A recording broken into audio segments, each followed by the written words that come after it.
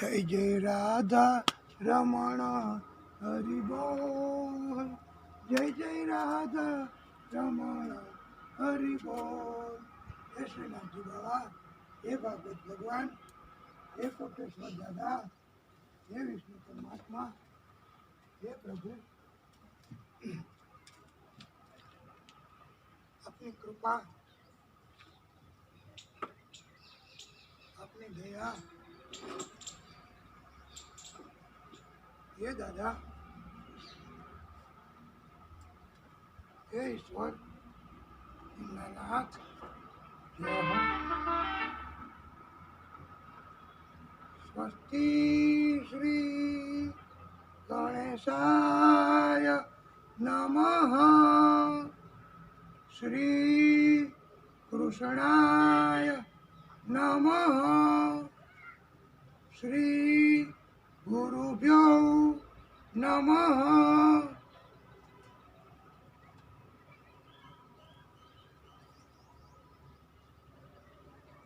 नमः तस्मै भगवते व्यासाय मीत तेजसे पपुः ज्ञानम् अयं सौम्य यत् मुखाम्बु आवसम्। हे विष्णु परमात्मा, हे प्रभु, बोलिए भागवत स्वरूप भगवान की जय। हे वाला भक्तों, हे पुण्यात्माओं, वैष्णवो, आप सर्वेना हृदय कमळમાં બિરાજતા પરમ કૃપાળુ પરમાત્મા શ્રી હરિને કોટાનું કોટી દંડવત પ્રણામ। રાધે રાધે।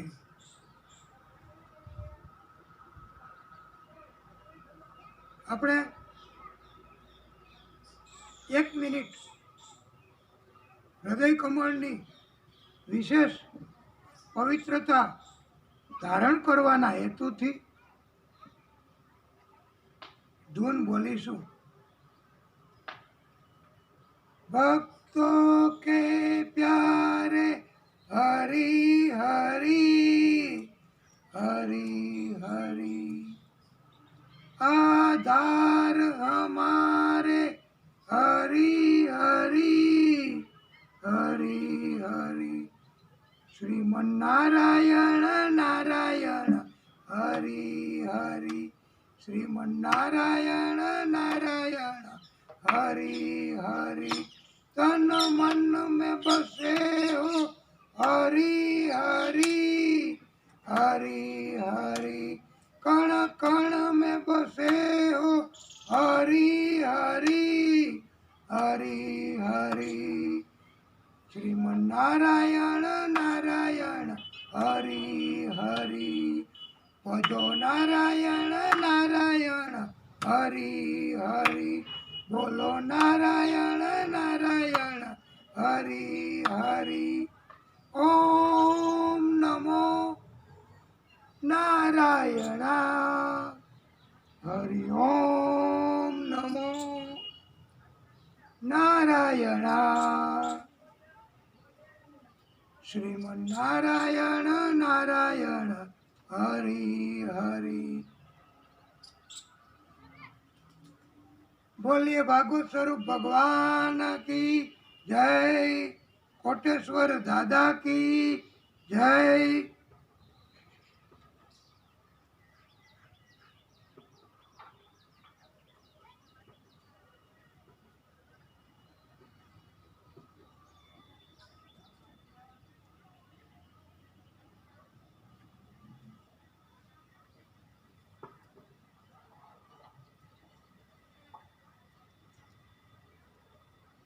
ધ્રુવજીનો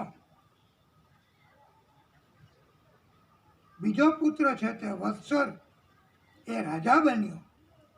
આ વત્સરને 6 પુત્રો હતા। એમાં એક પુષ્પાર્ણ નામનો પુત્ર હતો। આ પુષ્પાર્ણની સ્ત્રી પત્ની દોષા હતી. આ પુષ્પાર્ણ તથા દોષા એ બંનેના સમાગમથી 3 પુત્રો થયા છે. આ 3 પુત્રોમાં એક પુત્ર વ્યુષ્ટ, તેને પુષ્કરિણી નામની પત્ની છે. આ વ્યુષ્ટ તથા પુષ્કરિણીની બંનેના સમાગમથી સર્વોતેજસ નામનો પુત્ર થયો છે. આ સર્વોતેજસને ચક્ષુષના નામે પુત્ર થયો છે. આ ચક્ષુષ મનુ બન્યા છે. આ ચક્ષુષ પ્રથમ મનુ થયા તે પછી બધા તેના વંશને મનવંતર કહે છે. આ ચક્ષુષ તેના પત્ની નઅંગવલાને 12 પુત્રો થયા છે. એમાં એક ઉલ્મુક છે. આ ઉલ્મુકને 6 પુત્રો થયા છે. આ 6 પુત્રમાં અંગ નામે એક પુત્ર, આ અંગને વેન નામે એક પુત્ર. ધ્રુવજીના વંશમાં આ વેન એ પણ એક રાજા થયા છે. આ વેન રાજા એને ઋષિઓ, બ્રાહ્મણો કે દેવોનું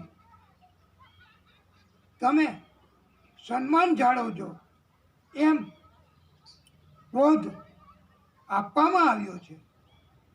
આ બોધથી આ વેન રાજા તો ગુસ્સે થયો છે. બધા ઉપર અતિ જુલમ કરવા લાગ્યો અને પોતે જ ભગવાન છે એવું માનવા માટે દબાણ કરવા લાગ્યો અને વધારેમાં વધારે ત્રાસ બ્રાહ્મણો, ઋષિઓને આપવા લાગ્યો. આવો ત્રાસ ઋષિઓ અને બ્રાહ્મણોથી સહન ન થતા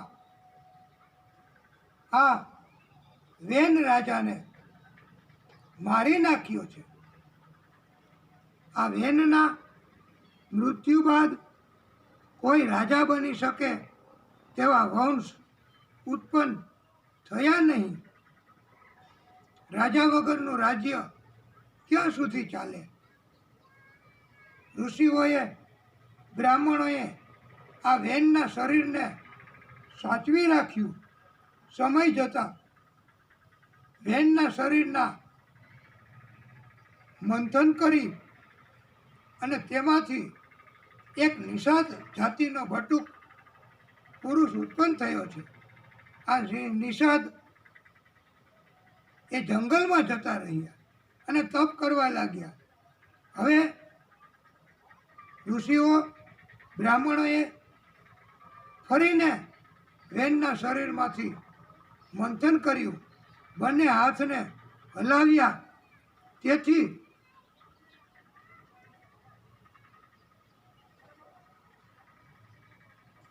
એક જોડકું તેમાંથી જન્મ્યું છે. તેમાં પુત્ર હતા તે પૃથુ અને પુત્રી હતા તે અર્ચી. એના નામથી ઓળખાયા. આ પૃથુ તથા અર્ચી તે ભાઈ બહેન નહીં પણ વિષ્ણુ તથા લક્ષ્મીજી સ્વરૂપે પ્રગટ્યા છે. આથી આ બંને પૃથુ તથા અર્ચીના પછી લગ્ન પણ કરવામાં આવ્યા છે. આમ ધ્રુવજીના વંશના આ પૃથુ એ રાજા બન્યા છે. બોલીએ પૃથુ સ્વરૂપ વિષ્ણુ પરમાત્મા કી જય. મહાલક્ષ્મી સ્વરૂપ અર્ચી રાણી કી જય. પૃથુ ભગવાનના સમયમાં અનાજ પાકતું ન હતું. પૃથુ રાજાએ બાણનો ટંકાર કરી પૃથ્વીને પડકારી છે. પૃથ્વી પોતાનો બચાવ થાય તે માટે ગાયનું રૂપ ધારણ કરી ભાગી સ્વર્ગમાં ગઈ, પાતાળમાં ગઈ. પૃથુ રાજા પણ એમની પાછળ પાછળ ગયા. અંતે ગાય રૂપ પૃથ્વીએ પૃથુ રાજાને બિયારણ આપ્યું છે. બિયારણને પૃથ્વીમાં જમીનમાં વાવવાનું ત્યારથી શરૂ થયું છે. અને પૃથ્વીની કૃપા અને કરુણાથી પૃથુ રાજાના સમયમાં ઘણું જ અનાજ પ્રાપ્ત થવા લાગ્યું. અને આ સમયથી ખેતીની પદ્ધતિ શરૂ થઈ છે. ધ્રુવજી પછી આ પૃથુ રાજાએ ધર્મનું સંસ્થાપન કર્યું છે તથા ઘણા અશ્વમેધ યજ્ઞો પણ કર્યા છે. 108મો અશ્વમેધ યજ્ઞ ચાલુ હતો. તે યજ્ઞના અશ્વને અદ્રશ્ય રીતે ઇન્દ્રએ હરી લીધો. પૃથ્વીરાજાનો એક પરાક્રમી પુત્ર વિજિતાશ્વના નામથી ઓળખાયો છે. આ વિજિતાશ્વ ઉપરાંત બીજા 4 પુત્રો પૃથુ રાજાને થયા છે. અશ્વમેધ યજ્ઞ એટલે અશ્વને છૂટો મૂકવો. કોઈ અશ્વને પકડે નહીં, પછી આ અશ્વને કાપી નાખવો, પછી યજ્ઞમાં હોમી દેવો, એવો અર્થ કરવાનો નથી. અશ્વ એટલે રાષ્ટ્ર, એવો અર્થ કરવાનો છે. મેધ એટલે ઉન્નતિ, એમ અર્થ કરવાનો છે. રાષ્ટ્રની ઉન્નતિ એટલે અશ્વમેધ, એવો યજ્ઞ એમ અર્થ કરવાનો છે. અંતે પૃથુ રાજા વનમાં ગયા અને તેમનો દેહ વિલીન થયો. અર્ચી રાણીએ અગ્નિમાં પ્રવેશ કરી. આ તબક્કે હવે બંને પ્રભુના ધામમાં ગયા છે અને પોતાનું કાર્ય તેમણે પૂર્ણ કર્યું છે.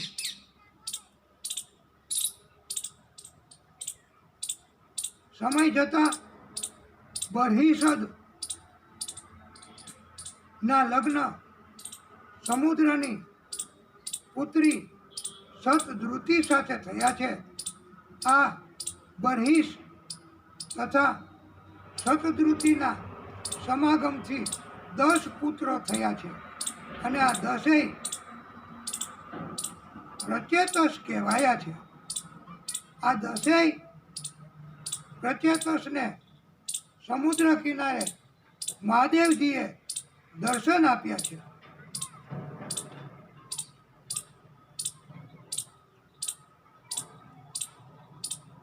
ભાગવતકારોએ કહ્યું છે કે પુરંજન એટલે આપણો જીવનો આત્મા તથા અભિજ્ઞાત એટલે ઈશ્વર પરમાત્મા. આ પુરંજન એટલે આપણો આત્મા અને અભિજ્ઞાત એટલે પરમાત્મા બંને ફરતા હતા, આનંદ કરતા હતા. પણ એવામાં એક 9 દરવાજાવાળી નગરી એટલે કે માનવ શરીર આ આત્માએ જોયું, પુરંજને જોયું અને એમાં ઘૂસ્યો. એમાં પ્રવેશ કરતા આ શરીરના ભાગો આંખ, કાન, નાક, હાથ, પગ એના મારફતે એ તો જોવાનું, સાંભળવાનું, ચાલવાનું, એવા બધા સુંદર મજાના કાર્યો કરવા લાગ્યો અને ઉત્તમમાં ઉત્તમ સુખ ભોગવે છે એવું તેને લાગ્યું. એમના મિત્ર પરમાત્મા એટલે અભિજ્ઞાતે એમને રોક્યો કે આ નગરીમાંથી બહાર નીકળ, આમાં જવાનું નથી, નહીતર આ બધા સાધનોથી અપરાધ થશે, ન કરવાના કાર્યો થશે અને પછી બીજો જન્મ અને બીજો જન્મ પછી પણ એવા કર્મો થશે. આમ જન્મ જન્મ લેવા પડશે. પણ પુરંજનને તો મોહ થઈ ગયો. એમણે આ 9 દરવાજાવાળી નગરી એટલે કે શરીરનો ત્યાગ કર્યો નહીં, છોડ્યું નહીં અને આ શરીરના બધા સાધનો મારફતે આ પુરંજન આનંદ કરવા લાગ્યો.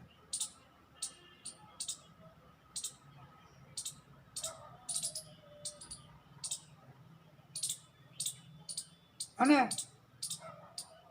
અંદર એક માલિક તરીકે કામ કરતી એ સ્ત્રીને જોઈ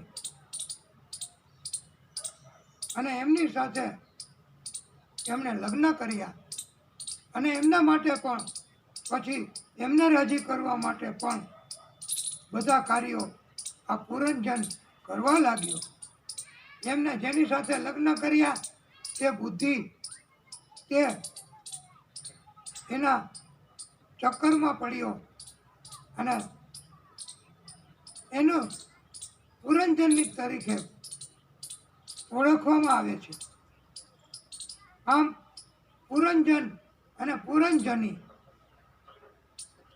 એ અતિશય આનંદ કરવા લાગ્યા. આમ આત્મા અને બુદ્ધિ એના સંપર્કથી વિશેષ સુખ ભોગવવાના કાર્યમાં પડવા માંડ્યો. બીજા જન્મમાં આ પુરંજન એમના કર્મના કારણથી સ્ત્રી બન્યો અને એ સ્ત્રી એ વખતે આનું નામ પણ પુરંજની જ રાખ્યું. અને આ પુરંજની ના લગ્ન થયા. સમય જતાં યુદ્ધમાં આ પુરંજનીના પતિ મૃત્યુ પામ્યા અને દુઃખી થઈ વિધવા તરીકે જીવન જીવવા લાગી. આવા ચક્કરમાંથી મુક્ત થવા હવે આ પુરંજની એ કલ્પાંત કરવા લાગી. અભિજ્ઞાત એટલે પરમાત્મા ને પ્રાર્થના કરવા લાગી કે આમાંથી કેમ છૂટવું.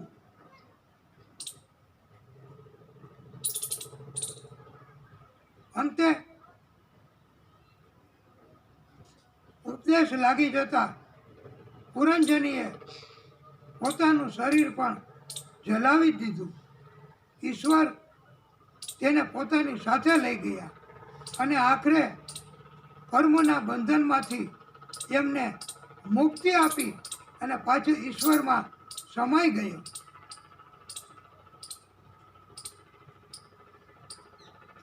પરમાત્મા કહે છે ગુલામ બનીને જીવ એટલે આત્માએ રહેવાનું એ પણ પરમાત્માના ગુલામ બનીને. શરીર અથવા ઇન્દ્રિયો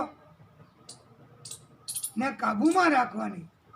એમને ઇન્દ્રિયોને ગમે તેવા કાર્યો કે એવું બધું પ્રાપ્ત કરવા કર્મ કરવાના નથી. પણ પરમાત્મા રાજી થાય એવા કર્મ કરવાના છે.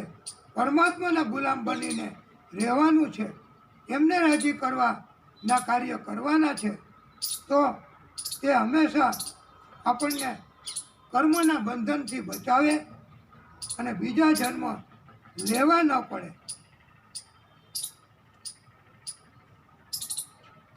પરમાત્મા કહે છે કે હે જીવ,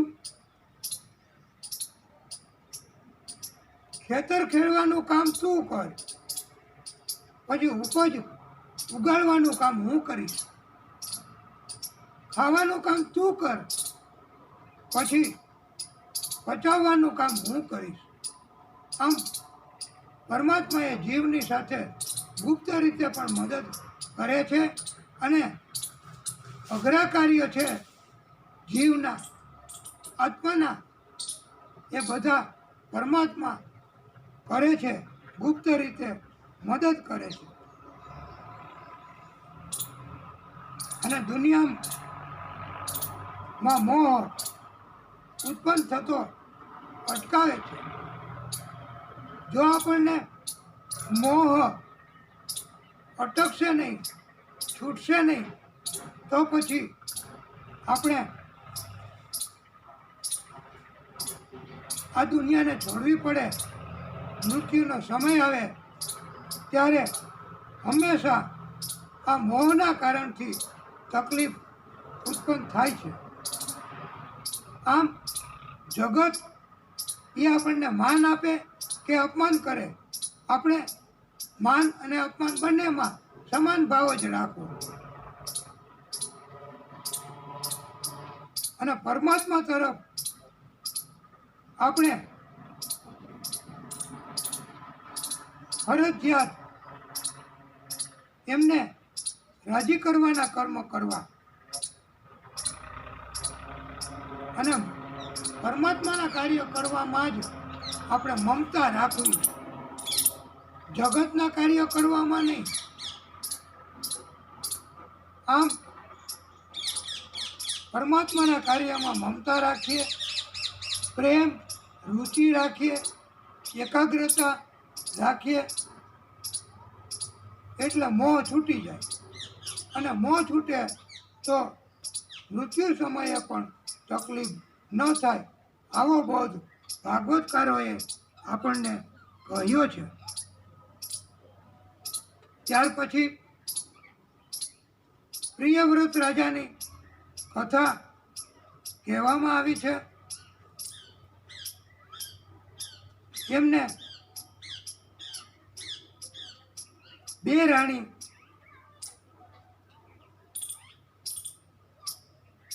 અને 14 સંતાનો તથા 11 અબજ વર્ષ સુધી પૃથ્વીના સુખો, પૃથ્વીના ભોગ એમણે ભોગવ્યા છે. પ્રિયવ્રત રાજાએ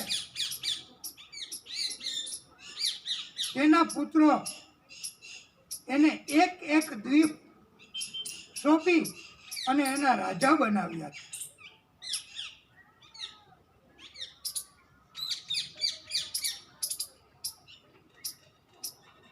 એમના અગ્નિદ્ર અને અગ્નિદ્રના પુત્ર નાભી એના લગ્ન મેરુદેવી સાથે થયા. નાભી અને મેરુદેવી એ સંતાન પ્રાપ્ત કરવા યજ્ઞ પુરુષ ભગવાનનું પૂજન કર્યું. યજ્ઞ પુરુષ ભગવાને વરદાન આપ્યું કે તમને ભગવાન જેવા જ પુત્રો થશે. આથી નાભી રાજાને ત્યાં પુત્ર સ્વરૂપે ભગવાને પોતે પ્રાગટ્ય કર્યું અને એ વૃષભદેવ તરીકે ઓળખાયા છે. બોલીએ વૃષભદેવ ભગવાન કી જય. આ વૃષભદેવજીના રાજ્યમાં ઇન્દ્ર વરસાદ વરસાવતા ન હતા અને એના રાજ્યના ખંડને અજનાભ ખંડ તરીકે ઓળખવામાં આવતો આ વૃષભદેવજીએ યોગના બળથી પોતાના ખંડમાં વૃષ્ટિ કરાવી છે. સમય જતાં આ અજનાભ ખંડ તે ભારત તરીકે ઓળખાયો છે. આપણો આ ભારત દેશ એ અજનાભ ખંડ કહેવાતો હતો. વૃષભદેવના પિતા નાભી રાજા અંતકાળે પછી છેલ્લે બદ્રિકાશ્રમ ગયા, તપ કર્યું અને પ્રભુના ધામોમાં પહોંચ્યા. વૃષભદેવના લગ્ન ઇન્દ્રની પુત્રી જયંતી સાથે થયા અને એ બંનેને 100 પુત્રો થયા છે. અને વૃષભદેવજીએ પોતાના 100 પુત્રોને ઉત્તમ બોધ આપતા કહ્યું છે કે પૃથ્વી ઉપર સરકીને ચાલનારા પગ વગરના તથા પશુ જેવા પગવાળા એ ઉત્તમ જીવ છે. એના કરતાં ભૂત પ્રેત ઉત્તમ જીવ છે. ભૂત પ્રેત કરતાં ગંધર્વો ઉત્તમ જીવ છે. ગંધર્વો કરતાં સિદ્ધ લોકો ઉત્તમ જીવ છે. સિદ્ધ લોકો કરતાં કિન્નરો ઉત્તમ અને કિન્નરો કરતાં દેવો ઉત્તમ છે. દેવો કરતાં ઇન્દ્ર ઉત્તમ છે. ઇન્દ્ર કરતાં બ્રહ્મા ઉત્તમ છે.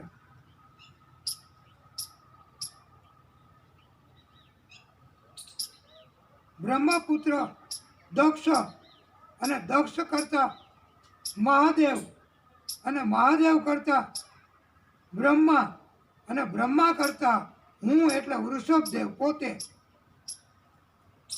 કારણ કે મારા મારફત પ્રભુ પોતે પ્રગટ્યા છે. પ્રભુએ પોતે પ્રાગટ્ય કર્યું છે એટલે હું બ્રહ્મા કરતાં પણ ઉત્તમ ગણાવું છું. પૃથ્વી ઉપર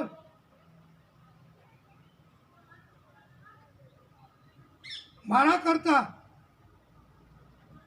એટલે વૃષભદેવજી કહે છે કે બ્રાહ્મણો ઉત્તમ છે. અને બ્રાહ્મણ કરતાં કોણ ઉત્તમ? તો કાંઈ જવાબ આપ્યો નથી. કારણ કે બ્રાહ્મણો કરતાં કોઈ ઉત્તમ છે જ નહીં. બ્રાહ્મણોનું મહત્વ એટલા માટે છે કે ભગવાન શ્રી હરિએ પોતે પોતાના મુખેથી બ્રાહ્મણોનું મહત્વ સમજાવ્યું છે. બ્રાહ્મણોનું મહત્વ સમજાવતા વૃષભદેવજી પણ પોતાના પુત્રોને કહે છે બ્રાહ્મણોએ દેવરૂપ શરીર ધારણ કર્યું છે.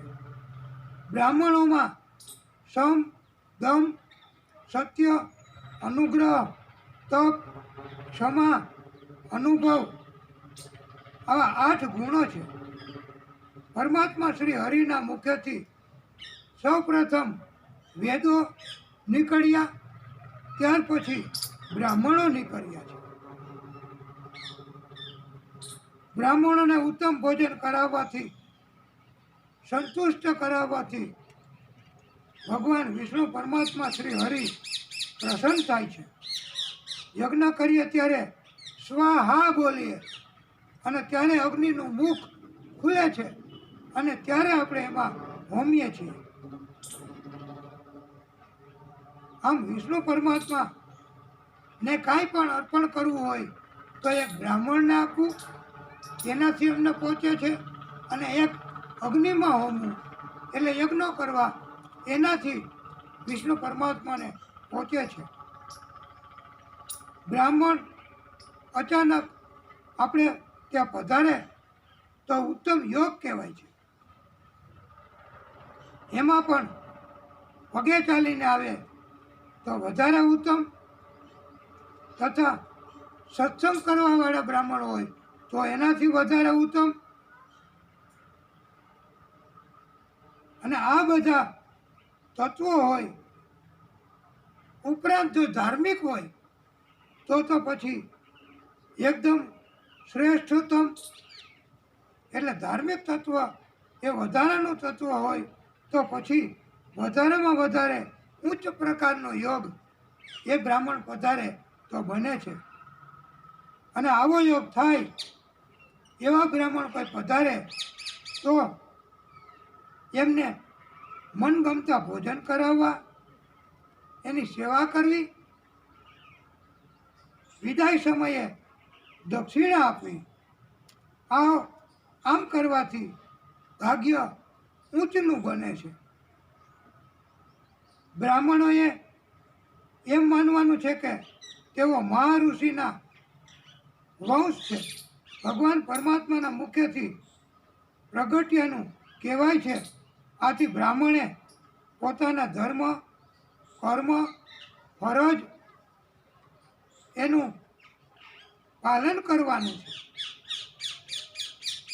ઋષભદેવજીએ વિશેષ ઉપદેશ આપતા કહ્યું છે, ઉત્પત્તિ એવા વિપ્રસ્ય મૂર્તિ ધર્મસ્ય શાશ્વતી સહી ધર્માર્થમ ઉત્પન્નો બ્રહ્મ રૂપાય કલ્પતે. બ્રાહ્મણનો જન્મ એ જ પોતે જ કોઈ ધર્મનો અવતાર ઉત્પત્તિ છે. કારણ બ્રાહ્મણ પોતે જ ધર્મ, અર્થ અને મોક્ષ આપવાવાળા છે. બ્રાહ્મણ પોતે આવું આપી શકે છે ત્રણેય. અને આ માટે જ પ્રભુએ બ્રાહ્મણની ઉત્પત્તિ કરી છે. અને એમ કહેવામાં આવ્યું છે, બ્રાહ્મણો જાયમાનો હિ પૃથ્વી વ્યામ દ્વિજાયતે ઈશ્વર સર્વભૂતાનામ ધર્મ કોશસ્ય ગુપ્તયે. બ્રાહ્મણ જન્મે ત્યારથી જ પૃથ્વી ઉપર શ્રેષ્ઠ જીવ છે. સર્વ પ્રાણી, સર્વ જાતિ અને સર્વ ધર્મ અને વર્ણમાં બ્રાહ્મણ ઉપરી છે. વર્ણાશ્રમ ધર્મનું રક્ષણ કરવાનું કામ પણ વિષ્ણુ પરમાત્માએ બ્રાહ્મણોને સોંપ્યું છે. બ્રાહ્મણના સમૂહના દર્શન કરવાથી પાપના ઢગલાઓ પણ સત્વરે નાશ પામે છે. બ્રાહ્મણને પગે લાગવાથી કલ્યાણ થાય છે, તથા બ્રાહ્મણની પૂજા કરવાથી ઈશ્વરના પદને પામી શકાય છે. કથા શરૂ થાય તે પહેલાં વ્યાસ પૂજન એટલે વક્તાશ્રીનું પૂજન કરવાનું ઘણું મહત્ત્વ છે. આ વ્યાસ પૂજનનો અધિકાર માત્ર ને માત્ર કથાના આયોજકને એક વિશેષ પ્રકારનો અને અલગથી આવો અધિકાર આપવામાં આવ્યો છે.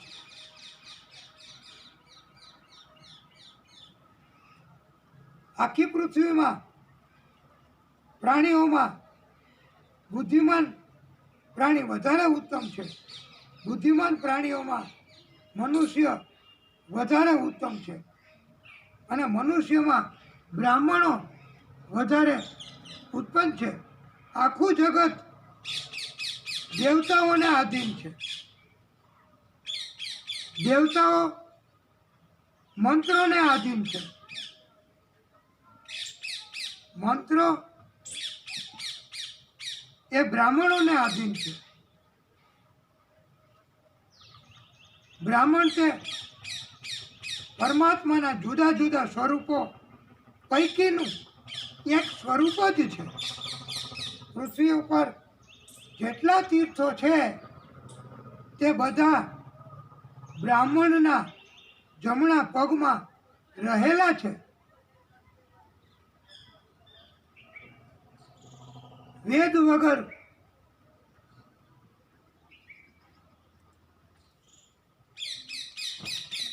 ગતિ નહીં, બ્રાહ્મણ વગર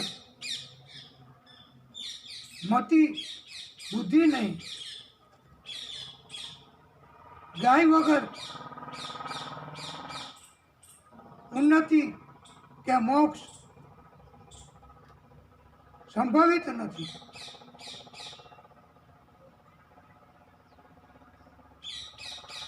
જરાસંઘે પણ ભગવાન કૃષ્ણને મારવા ચડાઈ કરી ત્યારે કહેવાય છે કે 11,000 બ્રાહ્મણોને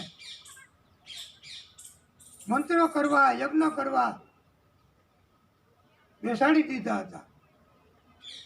અને દંડ જો હારી જશે તો કરશે અને જીતી જશે તો અનેક ગણી દક્ષિણા આપશે. આમ બ્રાહ્મણોને બચાવવા તો કૃષ્ણએ એ વખતે યુદ્ધમાંથી મેદાન છોડ્યું છે અને નાસી ગયા છે અને પોતાનું નામ રણછોડ પાડ્યું છે. આમ બ્રાહ્મણો માટે થઈને ભગવાન કૃષ્ણએ પણ પોતે બદનામી સ્વીકારી છે. આમ બ્રાહ્મણોનું મહત્વ અને એવો બોધ વૃષભદેવજીએ પોતાના પુત્રોને આપ્યો છે.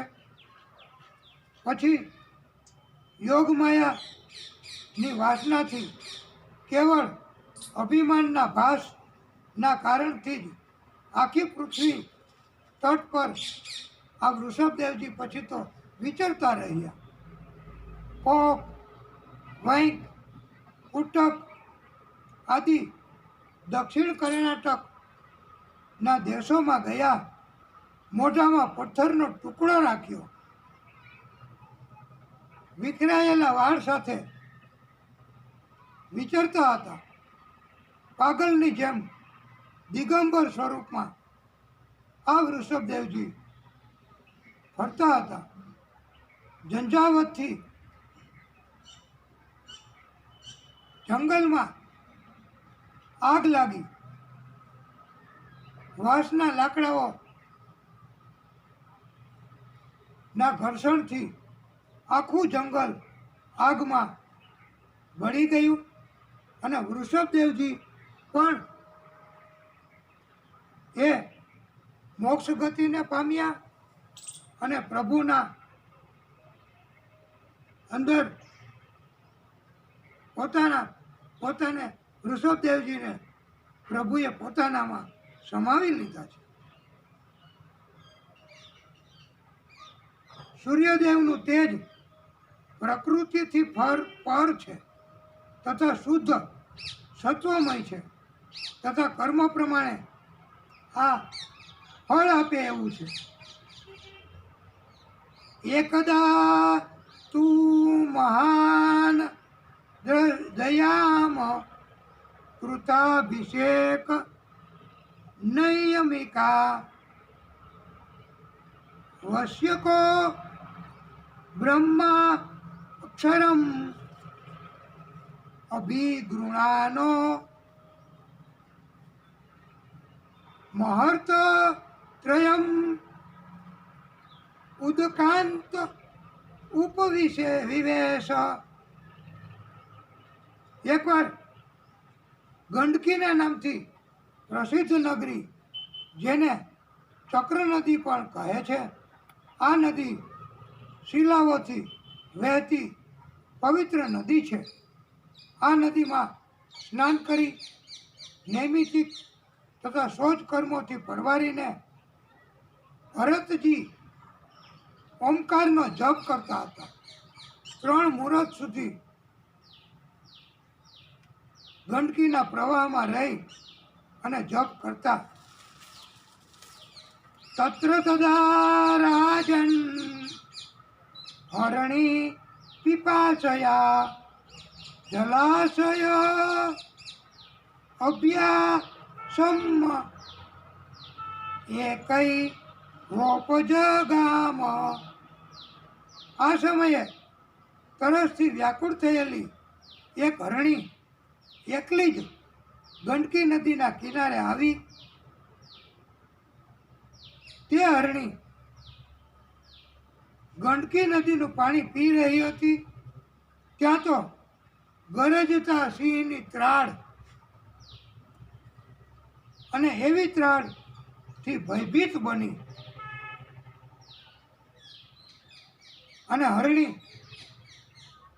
નદીના સામા કાંઠે જવા માટે મોટો કૂદકો માર્યો, બળ વાપર્યું, પણ હરણી તો સામા કાંઠે પહોંચી ગઈ. પરંતુ આ ગંડકી નદીના પ્રવાહ એમાં વચ્ચે જ હરણીને પ્રસૂતિ થઈ અને એમનો ગર્ભ એ નદીમાં વહેવા લાગ્યો. એ ગર્ભ એટલે હરણીનું બચ્ચું એમને ભરતીએ પ્રવાહમાં જઈ બચાવી લીધું અને પછી તો પોતાના આશ્રમમાં લાવ્યા. અને તપ કાર્ય હવે ભરતજીનું થોડું થોડું ઘટવા લાગ્યું.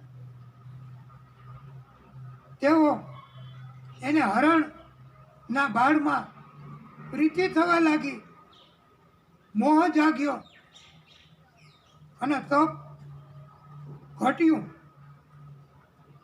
દરરોજ હરણના બાળને પોતે ખવડાવે, પોતે સ્નાન કરાવે, પોતે માવજત કરતા. પણ હરણ બાળ એક વખત ત્યાંથી બીજા પણ હરણો નીકળ્યા અને એમને જોતા એમની સાથે સાથે ત્યાંથી જતું રહ્યું. આ ભરતજીએ શોધ કરી પણ ક્યાંય હરણ બાળ મળ્યું નહીં. આથી ચિંતિત થવા લાગ્યા કે શું કરતું હશે, ક્યાં હશે, કેવી સ્થિતિમાં હશે, અને એમનું ધ્યાન તપ કરવામાં ચોંટતું નહીં.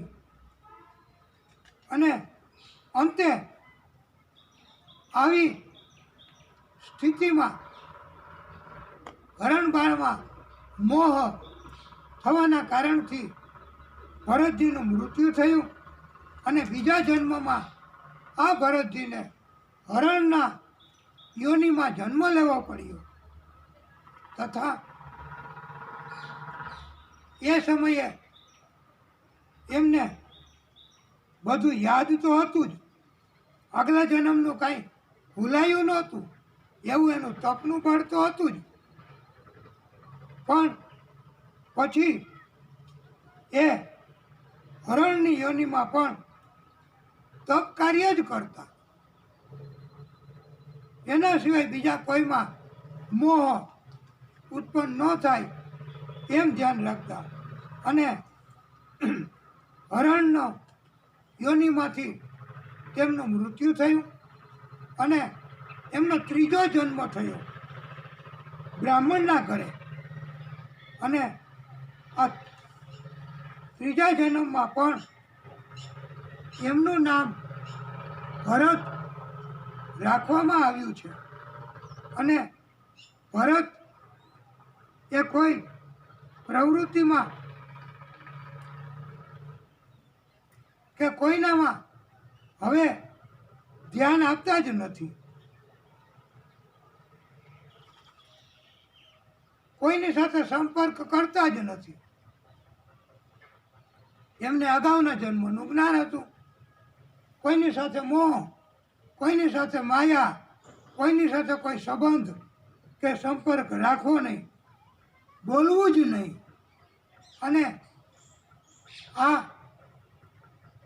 પ્રભુની ભક્તિ કરતા કરતા અને એમને એવા કારણથી બધા જળ ભરત કહેવા લાગ્યા. બીજા ભાઈઓ પણ એમની ઉપર ગુસ્સે થતા કે કાંઈ તું કામ કરતો નથી. પણ ભરતજી કાંઈ ધ્યાનમાં લેતા નહીં અને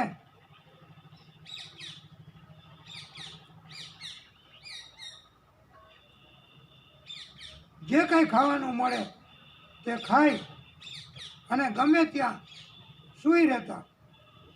એકવાર એક રાજા હતા, એને માનવ શરીરની બલિ ચડાવવાની હતી. આથી તેમણે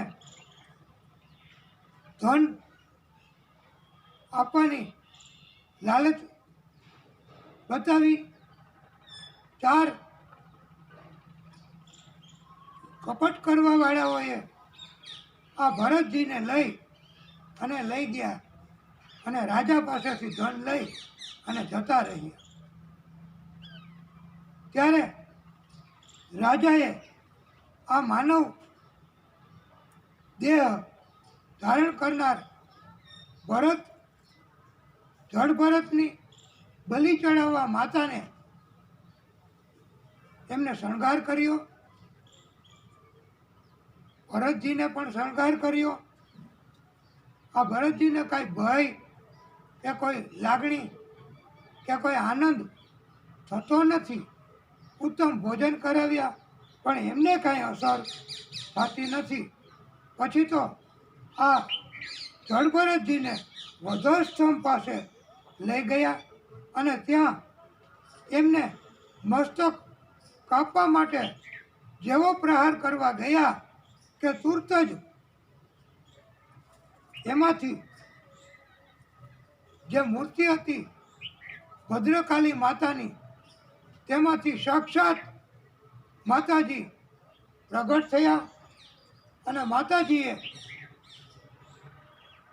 બધાને તલવારથી ત્રિશૂળથી નાશ કર્યો અને કહ્યું કે કોઈ જ માનવની બલિ ચડાવવાથી કાંઈ મારી કૃપા નથી થતી. અને ભરતજીને ભદ્રકાલી માતાએ બચાવ્યા છે. આમ આપણે પ્રભુ ભક્તિમાં જો લીન થઈ જઈએ તો પ્રભુ બચાવે જ છે, એમ આ ભાગવતકારો બોધ આપે છે. ભરતજીને એક વખત તો ખેતરે લઈ ગયા અને કહ્યું કે આ ખેતરમાં કોઈ પક્ષીઓ આવી અને નાશ ન કરે, દાણા ન ખાઈ જાય, એને તમે ઉડાડજો, એનું ધ્યાન રાખજો. પણ ભરતજી તો કાંઈ સાંભળે નહીં. ખેતરમાં બેઠા બેઠા એ તો ભક્તિ કરે, પક્ષીઓ આવે દાણા ખાય પેટ ભરીને. અને ભરતજી તો ઉલટાના એમ કહેતા કે રામજી કી ચીડિયા, રામજી કા ખેત, ખાવો રે ચીડિયા ભર પેટ. આમ એમના ભાઈઓ પણ આખરે કંટાળ્યા અને આ ભરત એ જડ ભરત કોઈ કામ ધંધો કરતા નહીં. એકવાર ત્યાંથી સિંધુ સોવીર દેશના મહાપ્રતાપી રાજા રહુગણ પાલખીમાં બેસી યાત્રા કરવા નીકળ્યા. ઇક્ષુમતી નદીના કિનારા પાસે વિશ્રામ લીધો અને પાલખી ઉચકવાવાળા 4 કહારો હતા. તેમાંથી એક અસમર્થ બન્યો અને રાજાએ કહ્યું કે ગામમાં જઈને જે કોઈ મળે તેને લઈ આવો અને આ કામ સોંપી દો. ત્યારે જડ ભરત હતા, એમને લઈ ગયા અને એક ચોથો કહાર તરીકે એમને પાલખી ઉપાડવા રાખ્યા. અને ચાલતા ચાલતા ભરતજી તો હંમેશા કીડી મકોડા, રસ્તા ઉપરના જીવ પગમાં કચડાઈ ન જાય, હિંસા ન થાય તેનું પણ ધ્યાન રાખતા. અને જીવજંતુ તો રસ્તામાં પછી ક્યારેક કેટલાક હોય, પણ ચાલતા ચાલતાય ભરતજી સંપૂર્ણપણે પ્રભુનું ચિંતન કરતા અને પ્રભુનું ચિંતન કરતા એવા કારણથી એની ગતિમાં બીજા 3 કરતાં ફેરફાર રહેતો અને પાલખી વારે વારે અંદર બેઠેલા રાજા રહુગણને મસ્તક ઉપર એમ ગમે ત્યાં ભટકાતા અને ભટકાવાના કારણથી એ પણ ગુસ્સે થયો અને રાજાએ ઘણું કહ્યું, ઘણા વ્યંગ કહ્યા, પણ ભરતજીએ કાંઈ ધ્યાનમાં લીધું નથી. ધમકી પણ આપી, પણ ભરતજીને કોઈ અસર થઈ નથી. રહુગણ રાજાએ કહ્યું, હું યમરાજની જેમ તમને અપરાધનો દંડ આપીશ અને હમણાં જ પૂરો કરી નાખું છું. તારી બુદ્ધિ તો હવે સુધરવાની નથી. ભરતજીએ રહુગણ રાજાના શબ્દો સાંભળ્યા અને કહ્યું, હે રાજન, તમે કહો છો તે સાચું છે. મારી કોઈ ઠેકડી, મજાક, ટીકા, ઉપહાસ, અપમાન એની કોઈ મને અસર થતી જ નથી. અને ભાર એટલે વજન છે તો વજન ઉંચકવાવાળા પણ છે, અને રસ્તો છે, મુસાફર છે તો એના ઉપર રસ્તા ઉપર ચાલવાવાળા છે, એને મુસાફર કહેવાય છે. મનુષ્યનો આત્મા એ જુદો છે, તેને શરીર બાબતનું કાંઈ આત્માને અસર કરતું નથી. તમે મને જે ધમકી આપી એ મારા શરીરને અસર કરનારી છે. આથી મારા આત્માને કોઈ શબ્દોની અસર નથી. મને મારા શરીરમાં મોહ નથી, આસક્તિ નથી. આથી મને મારા શરીરનું જરા પણ અભિમાન નથી. આથી હું જરા પણ ગુસ્સો કરવાનો નથી. રહુગણ રાજાએ ભરતજીની આ વાત સાંભળી તો ઘણા આશ્ચર્યમાં પડી ગયા અને પ્રણામ કરીને પૂછ્યું કે આપ બ્રાહ્મણ તો નથી ને? હું કોઈનાથી ડરતો નથી, કારણ કે કોઈ કદાચ આ જન્મ બગાડે, પણ બ્રાહ્મણ એનો જો અપરાધ થાય તો આ જન્મ પણ બગડે અને જન્મ પણ બગડે. આથી હું બ્રાહ્મણોથી ડરું છું. અને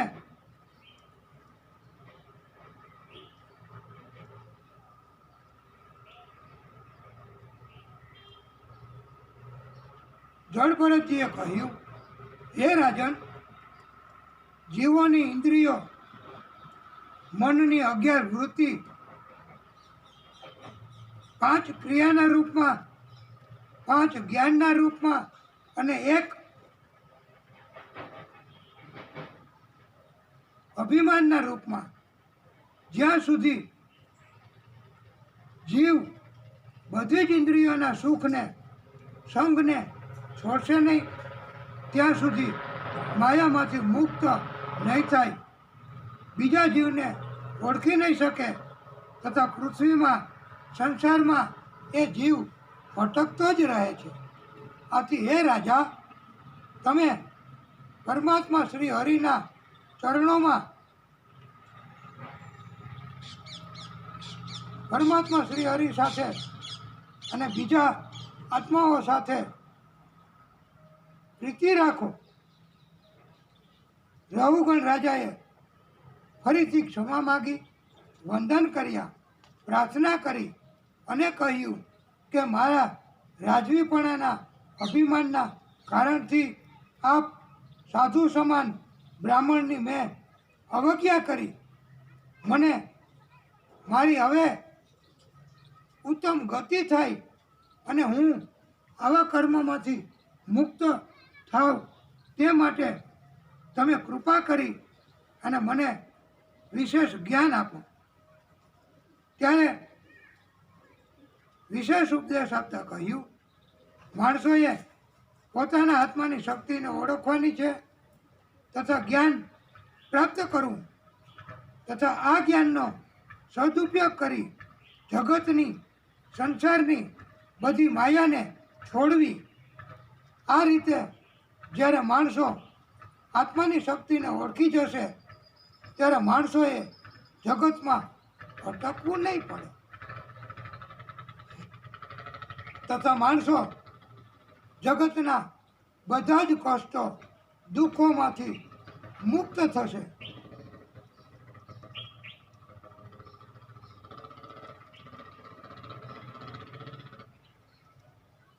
હવે ઉપદેશ આપી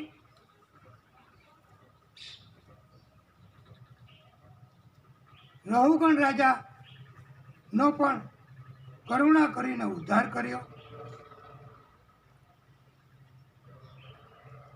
ભાગવતકારો કહે છે,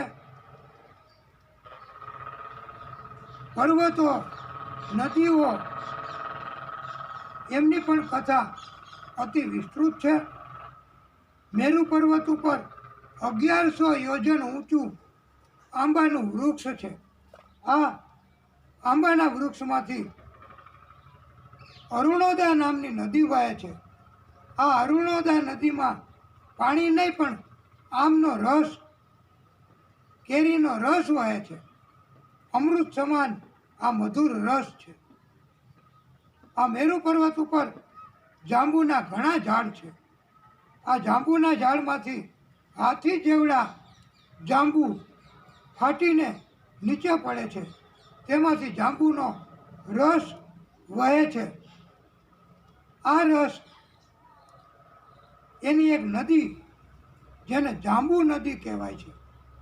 આ નદી પૃથ્વી ઉપર પણ પડે છે. બીજો સુપાશ્રવ પર્વત છે. એના ઉપર કદમનું મોટું વૃક્ષ છે. આ વૃક્ષમાંથી મધધારા વહે છે. છેલ્લો ચોથો કુમુદ પર્વત છે. તેના ઉપર સતવત્સલના નામનું વડનું વૃક્ષ છે. આ વડના વૃક્ષમાંથી એટલે થડમાંથી દૂધ, ઘી, ગોળ, અન્ન, વસ્ત્રો, શૈયા, આસન, અલંકાર ઉત્પન્ન થાય છે. અને એમની પણ મોટી નદી નીકળે છે. મેરુ પર્વતની મધ્યમાં બ્રહ્માજીની 10,000 યોજનના વિસ્તારની સમચોરસ નગરી છે. જ્યારે વામન ભગવાને 3 ડગલા સંપદા લેવા માટે ત્રિવિક્રમ રૂપ ધારણ કર્યું તે સમયે પ્રભુના જમણા પગની પૃથ્વીને દબાવી પછી ડાબો પગ ઊંચો કરતા ડાબા પગના અંગૂઠાના નખમાંથી બ્રહ્માંડનો ઉપલો ભાગ ચીરાઈ ગયો. આખા બ્રહ્માંડનો તે ભાગમાંથી છિદ્ર થયું અને આ છિદ્રમાંથી બ્રહ્માંડની બહારનું જળ ઉપરના ભાગેથી બ્રહ્માંડની અંદર ધારા રૂપે વહેવા લાગ્યું. આ જળની ધારા એ ત્રિવિક્રમ પ્રભુના ડાબા પગના અંગૂઠાનો સ્પર્શ કર્યો એટલે પખાડ્યો છે. આથી આ ધારા લાલ કેસર જેવી બની છે.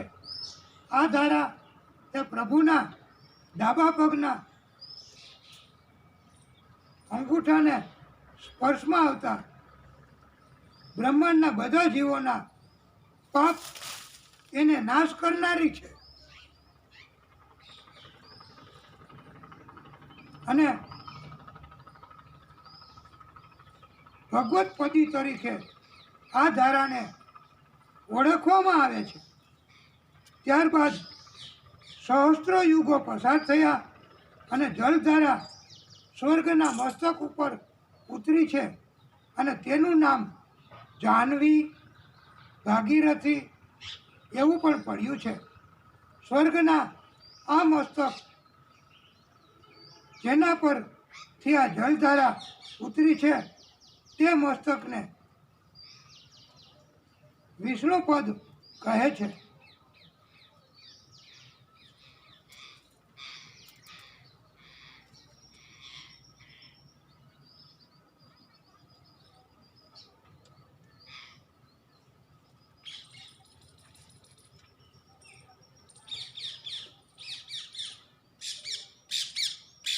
बोलिए भागवत स्वरूप भगवान की जय. विष्णु परमात्मा श्री हरि की जय.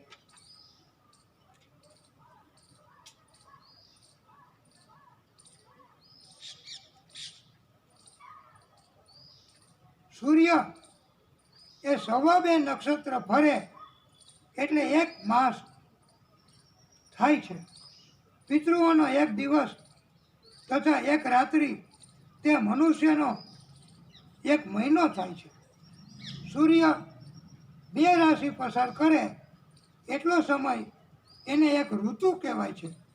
સૂર્ય પ્રકાશમાં જેટલા સમયમાં અડધા ભાગમાં ફરી વળે તેટલા સમયને અયન કહેવાય છે તથા જેટલા વખતમાં આકાશમંડળ અને ભૂમિમંડળ સાથે સાથે આકાશમાં ફરે તેટલા સમયને 1 વર્ષ કહેવામાં આવે છે. 1 વર્ષના 5 ભાગ પાડ્યા છે: સંવત્સર, પરિવત્સર, ઈડાવત્સર, અનુવત્સર અને વત્સર. જો શુદ્ધ પડવાને દિવસે સંક્રાંતિ થાય તો સૌર માસ, છોર માસ, મળ માસ અને ચાંદ્રમાસ બંને એક સાથે શરૂ થાય છે અને તેને સંવત્સર નામનું વર્ષ કહેવાય છે. સૂર્યના માપ મુજબ ગણતરી કરતાં 6 દિવસ ઓછા થાય છે. આમ 12 દિવસનું અંતર કાપતા સૌર માસ આવે છે. તેથી ફરી પાછી 6ઠે વર્ષે શુદ્ધ પડવાને દિવસે સંક્રાંતિ થાય છે. સૂર્ય જેટલી ગતિ 1 વર્ષમાં કરે છે તેટલી ગતિ ચંદ્ર 2 પખવાડિયામાં કરે છે તથા સૂર્ય જેટલી ગતિ 1 માસમાં કરે છે તેટલી ગતિ ચંદ્ર 2.25 દિવસમાં કરે છે. સૂર્ય જેટલી ગતિ 1 પખવાડિયામાં કરે છે તેટલી ગતિ ચંદ્ર 1 દિવસમાં કરે છે. ચંદ્ર પોતાની પૂર્ણ કળાઓ કરીને શુક્લ પક્ષ કરે છે. આ શુક્લ પક્ષથી દેવોની રાત્રિ તથા દિવસ થાય છે. ચંદ્ર પોતાની ઓછી વધતી કળાઓ કરીને પિતૃઓના રાત દિવસ પણ કરે છે.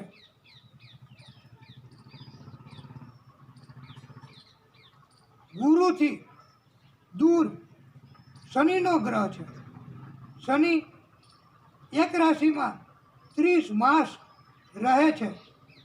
શનિ ગ્રહ મોટે ભાગે અશાંતિનું સર્જન કરનાર છે. શનિના ગ્રહની એનાથી દૂર સપ્તર્ષિઓ છે. પૃથ્વીથી હવે નીચે પણ પ્રભુએ રચના કરી તો છે જ, અને એને આપણે હવે પછી આ કથાને થોડો વિરામ આપીશું, ત્યાર પછી કરીશું. બોલીએ ભાગવત સ્વરૂપ ભગવાન કી જય. શ્રીમન્નારાયણ નારાયણ હરિ હરિ. ઓમ નમો નારાયણ. ઓમ નમો નારાયણ. હે ભાગવત ભગવાન, હે શ્રીનાથજી બાવા, હે ભાગવત મહાપુરાણ, હે શ્રીમદ ભાગવત મહાપુરાણ, હે ભાગવત સ્વરૂપ ભગવાન, હે શ્રીનાથજી બાવા, હે પ્રભુ. ઓમ નમો નારાયણ.